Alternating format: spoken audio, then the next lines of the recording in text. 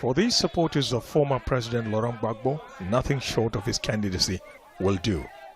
Dozens of them are here in Abidjan, defying a ban on public gathering to prevent COVID-19. Inside the headquarters of the Election Commission, senior opposition figures submit an application on his behalf.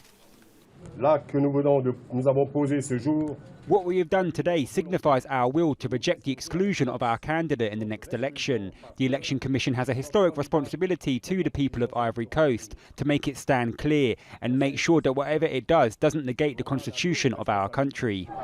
Gbagbo lost the 2010 presidential election to incumbent President Alassane Ouattara, but his refusal to leave office led to a civil war that killed more than 3,000 Ivorians.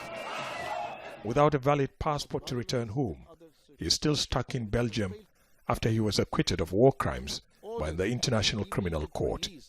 The other candidate is Guillaume Soro, a former rebel leader and parliament speaker who was a close ally and coalition partner of President Ouattara, until the two fell apart over succession plans.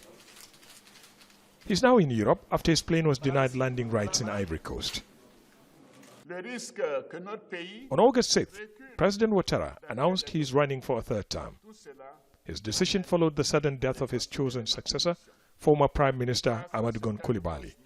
The opposition says it's unconstitutional.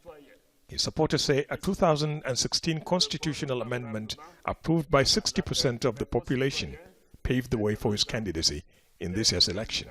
The same constitution, this new one, allowed Mr. Bédier to be a candidate because for the fact of this new constitution, the limit of age has been put off. And it is this same constitution which allows Mr. Gbagbo, if he wants to be candidate and if he complete all the criteria, because it has already made 2 mandates during the next governance of the second constitution too. So we are now in the case that Alassane Ouattara, the constitution gave him the right to be part of this election. Dozens of people have died in protest across Ivory Coast since that constitutional amendment of 2016, and there are fears of more violence as the October 31 presidential election draws nearer. Ahmed, Idris, Jazeera.